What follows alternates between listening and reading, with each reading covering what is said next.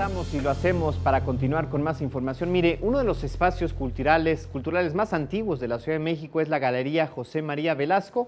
Está pues de fiesta y celebra también una exposición Flujo Subalterno, recuento de una década, sus primeros 65 años de llevar el arte a la gente. Por ello, lo invitamos a ver esta entrevista que realizó nuestra compañera Alejandro Gallardo. Se la hizo Alfredo Matus Hernández, quien es promotor cultural y director de esta importante galería de arte. No se la pierdan. Desde hace 65 años, la Ciudad de México cuenta con una galería de la cual podemos disfrutar todos los capitalinos. Y en esta ocasión nos vienen a presentar un proyecto, el cual recopila los últimos 10 años de su trabajo. Y justamente para platicar al respecto, nos encontramos con Alfredo Matus. Él es director de la Galería José María Velasco. Bienvenido. Gracias. Muchas gracias por acompañarnos. Pues platícanos para empezar un poco de historia de estos 65 años de la Galería José María Velasco. Bueno, la Galería José María Velasco pertenece al Instituto Nacional de Bellas Artes. Después del Palacio de Bellas Artes y el Salón de la Plástica Mexicana, es uno de los espacios más antiguos en la promoción de la cultura, no solo en la Ciudad de México, sino en todo el país. Se forja con la finalidad, son 3 galerías populares que se generan entonces en la periferia de la Ciudad de México, estamos hablando de los años 50, en la colonia Doctores, en la colonia Guerrero, y la única sobreviviente está en la entrada del barrio de Tepito.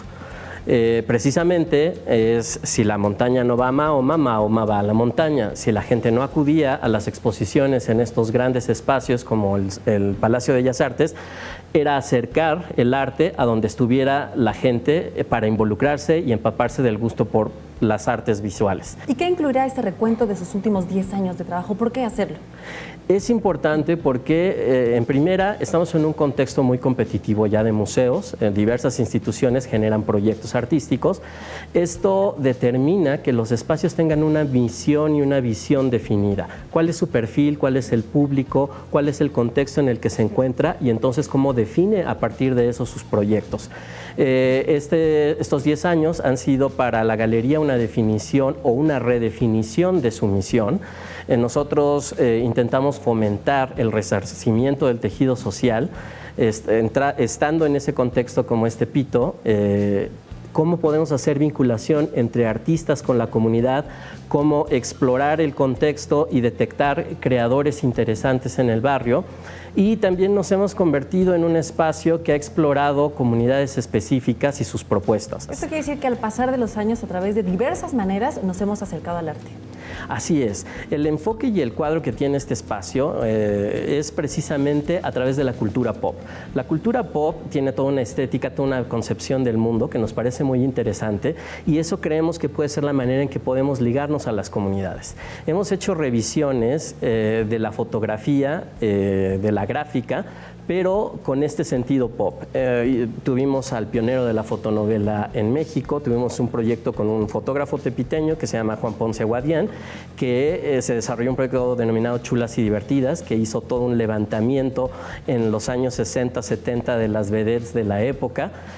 No es nada más la fotografía ya etiquetada como artística, sino en ese, digamos, hueco que queda entre la cultura popular y el arte. Somos un espacio de legitimación de nuevas visiones sobre cómo se ha desarrollado, cuando menos, la historia de la Ciudad de México a partir de otro tipo de creadores que no se perciben propiamente como artistas. Y justamente es por eso que tienen diferentes, bueno, son 7 módulos temáticos con temas como Aquí solo mis chicharrones truenan, Mi circunstancia les insultan. Platícanos sobre estos temas. Por ejemplo, Aquí mis chicharrones truenan es precisamente esa aproximación que hemos tenido con el barrio de Tepito, Colonia Guerrero y demás. Son proyectos que van desde exposiciones, en los que enlazamos, por ejemplo, a Francisco Mata haciendo un levantamiento de Tepito, en los que tuvimos una exposición que se llamó Unos como nosotros, que eran álbumes de familia del barrio. Esto se aúna a proyectos paralelos como el Diplomado en Albures, que tiene mucho éxito y ya es bastante reconocido en toda la ciudad. Algunas propuestas como uno nuevo que desarrollamos se llama El barrio toma la palabra, que es fomentar la narración oral. La gente no es dada a leer en ciertos contextos, pero sí hay una memoria oral muy fuerte. Todo el mundo se transmite de boca boca a boca tradiciones, historias. Entonces creemos que podemos enfocarla a través de la narración oral para que esa memoria no se pierda. Es decir, que este proyecto está dirigido a diferentes públicos. Exacto, nuestro enfoque es la diversidad y la inclusión, básicamente. Por eso la otra, Mi circunstancia les insulta, es todo un apartado que tenemos precisamente de trabajo con la visión de la femineidad, de las mujeres creadoras, la comunidad LGBTI.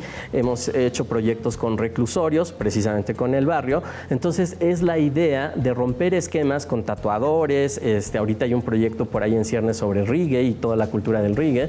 Entonces es este crisol que solo ha quedado soslayado del mundo del arte por no tener esa etiqueta de buen gusto, pero que finalmente tiene un impacto en la sociedad en general. Es parte del objetivo de crear arte. Y aparte los museos tienen esa responsabilidad de construir la memoria de una ciudad. Entonces, claro, si estos fenómenos suceden en nuestra ciudad y en nuestra cultura, hay que detentarlos a través de proyectos expositivos, de proyectos culturales como talleres, conferencias, presentaciones de libros. Perfecto. Por último, ¿por qué no nos la debemos de perder? ¿A partir de cuándo y en dónde? Bueno, a partir de este sábado, 10 de diciembre, inauguramos al mediodía. Estamos en Peralvillo 55, Colonia Morelos, a una cuadra de Avenida Reforma. Los que van en ruta ciclística pueden llegar muy fácil ahí. Estará hasta el 12 de febrero del año entrante. Y sí, ¿por qué no debemos perdérnosla? En primera, por su historia.